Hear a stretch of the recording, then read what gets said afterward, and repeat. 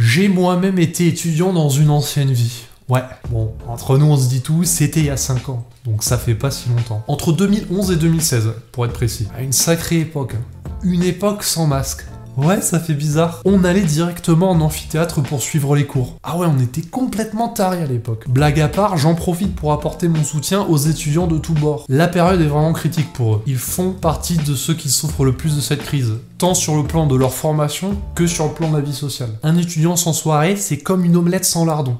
Non, ça devrait pas exister. À part ça, en fin de vidéo, je te montrerai une vidéo de démonstration dont j'étais l'acteur principal, réalisée lors d'un projet étudiant en 2016. On va se marrer et t'as pas envie de louper ça. Donc tu vas devoir rester jusqu'à la fin de la vidéo. Là, je t'ai piégé, ouais. So now, I'm a happy and efficient employee. Pour revenir au vif du sujet, parce que là on papote, mais je vous ai toujours rien donné à vous mettre sous la dent. On est là pour 3 conseils que je donnerai à un étudiant développeur. Alors, qu'est-ce que j'entends par étudiant développeur? Détends-toi, j'y arrive. Je considère comme étudiant développeur toute personne suivant un cursus universitaire avec dedans une forte composante de développement informatique. Exemple. Moi j'étais en école d'ingénieur et la programmation faisait partie intégrante de ma spécialité. Les conseils de cette vidéo auraient pu s'appliquer à moi. Les élèves de formation en ligne comme Open Classrooms ou autres formations exotiques, je vous vois, je sais que vous êtes là. Ça peut aussi vous intéresser, vous pouvez rester. Installe-toi, prends ton Michoco, on est parti pour un tour de manège. Tout d'abord, chers étudiants, j'espère que votre cursus contient une bonne partie de pratique. Un des regrets que j'ai vis-à-vis de mon parcours d'étudiant est que le fait qu'en école d'ingénieur, les connaissances de base doivent être telles qu'on fait beaucoup trop de théorie. Ouais, la théorie, on en bouffe beaucoup. Tu vois, les formules d'électromagnétisme me permettant de déterminer la force d'une charge magnétique Q animée d'une vitesse B dans un champ électrique E, non. Aujourd'hui, j'en ai plus rien à foutre. J'ai rien contre Maxwell, mais vraiment tout ça, c'est plus un projet pour moi. J'ai quand même cru comprendre que les formations intègrent de plus en plus de projets pratiques, mimant les aléas du monde professionnel et les circonstances de l'environnement réel.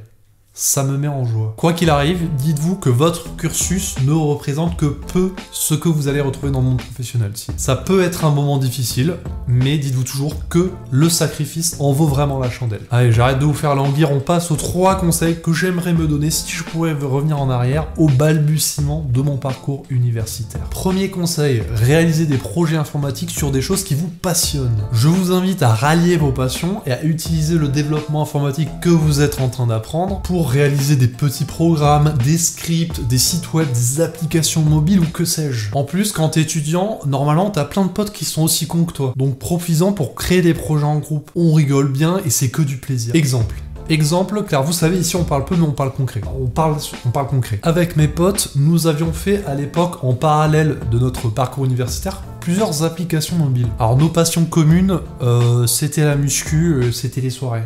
Ah, je sais. Je n'ai pas toujours été cet orateur et gourou de l'informatique se pavanant sur les réseaux sociaux. Non. Ah non, à l'époque, c'était vraiment pas ça, quoi. Donc on a fait une application mobile qui était un assistant de musculation et un jeu mobile à boire qu'on ramenait à toutes les soirées. Tiens, d'ailleurs, je vous mets quelques images du jeu à boire à l'écran. Ah, on était cons, ça c'est sûr, ouais. Ah ouais, on était cons. On était cons, ça nous est tombé dessus comme ça aurait pu arriver à tout le monde. La connerie faisait partie intégrante de notre patrimoine génétique. Par contre, je le dis clairement et sans détour, ces projets nous ont permis de progresser en tant que futurs développeurs. Que ce soit techniquement, mais aussi en gestion de projet et en travail d'équipe. Et ça fait belle figure sur le CV, donc d'une pierre deux coups. Alors pour le jeu mobile à boire, sur le CV on mettait juste jeu mobile, hein. On n'est pas kamikaze. Deuxième conseil de cette vidéo, comprendre réellement les technologies qu'on utilise et à quoi elles servent dans le monde professionnel. Alors je sais pas si c'est juste moi, mais à l'époque, je cherchais pas du tout à comprendre à quoi servirait ce que j'étais en train d'apprendre. Non. Et comment tout ça pourrait s'intégrer dans le monde réel. J'avais pas la vision nécessaire, tu vois. Mon champ de vision, il s'arrêtait à 2-3 semaines maximum devant moi. Est-ce que j'allais réussir le prochain contrôle? Mon avenir en tant qu'ingénieur, non. Non, range-moi ça dans le tiroir, allons boire une limonade. Mon état d'esprit n'était pas affûté à l'époque. Faites attention à ne pas reproduire les mêmes erreurs. Même si au final, je m'en suis pas trop mal sorti. Ça va, tu vois.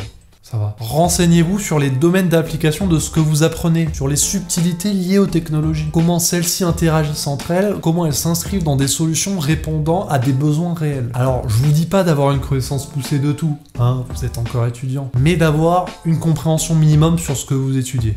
quand même. Bah, je dis ça parce que là j'ai une petite anecdote qui vient, tu vas voir que moi non, tout ce que je viens de dire, non, c'était pas pour moi. Donc c'est parti, petite anecdote 100% vécue par votre amuseur préféré. Dans la 4e année de mon cursus, il fallait trouver un stage d'assistant ingénieur. Et l'école avait organisé des sortes de speed dating avec des professionnels venant d'entreprises qui pouvaient accueillir des stagiaires. Et là je me souviens particulièrement d'un entretien, d'ailleurs je me souviens que de celui-là, où la personne en face elle me demande entre le langage C et le langage C++, lequel est orienté objet. Automatiquement, question simple, pas besoin de joker, on passe au palier suivant, merci Jean-Pierre. Est-ce que c'est votre dernier mot? En plus, les deux langages figuraient sur mon CV. Sauf que non, j'ai répondu le langage C.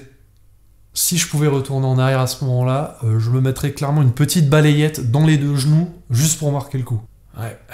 Et je vous assure que c'est vraiment arrivé, hein. À l'époque, j'en avais vraiment rien à foutre. Allez, on passe au dernier conseil de cette vidéo et après je vous libère. Gardez l'esprit ouvert et n'hésitez pas à aller voir un peu plus loin que vos cours. Quand on est étudiant, on s'enferme très vite dans les technologies qui nous sont enseignées. Alors faut bien commencer quelque part, hein. Attention, je dis pas le contraire, détends-toi. Mais les enseignants, comme les programmes de cours, ne sont pas parfaits. Il faut toujours prendre un peu de recul. Alors je te dis pas d'insulter ton professeur la prochaine fois que tu le croises.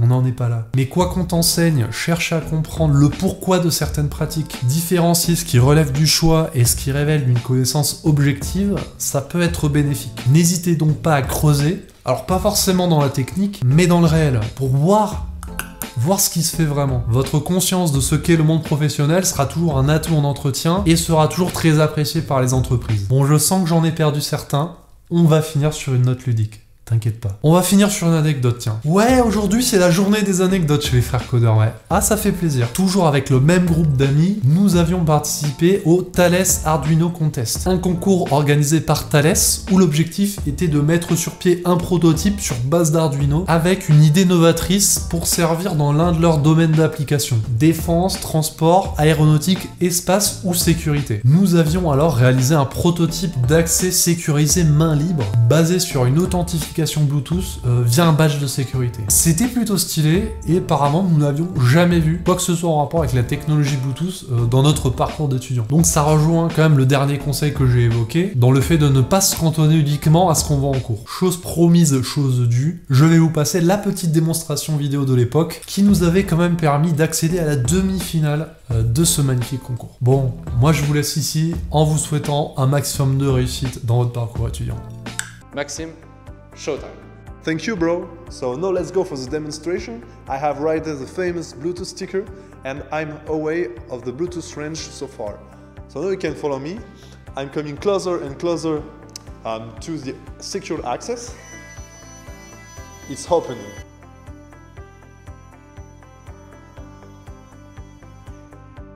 So now I can safely access to the secure area.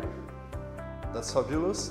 And now I'm going to go away of the Bluetooth range again.